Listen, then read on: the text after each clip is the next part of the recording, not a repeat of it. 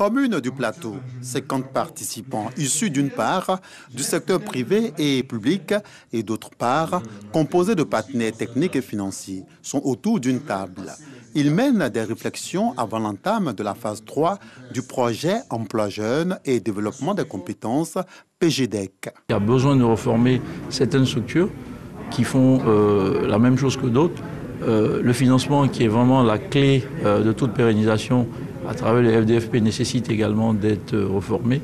Donc aujourd'hui, on pense que les débats qui ont eu lieu, vraiment, on n'a pas eu tort de faire cette rencontre. Face à ces différents doublons, dans des attributions et aux interrogations que ceux-ci suscitent, le ministre Mamadou Touré, qui gère désormais le ministère de la promotion de la jeunesse, de l'insertion professionnelle et du service civique, laisse entrevoir des suggestions.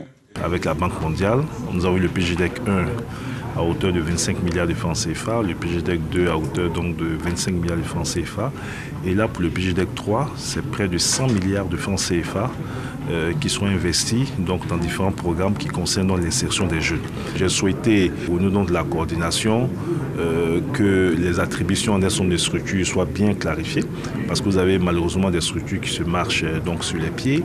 Vous avez des mesures importantes qui ont été prises par le gouvernement. Beaucoup d'entreprises ne savent pas l'année fiscale en ce qui concerne donc, les mesures incitatives en faveur de l'embauche donc, des jeunes.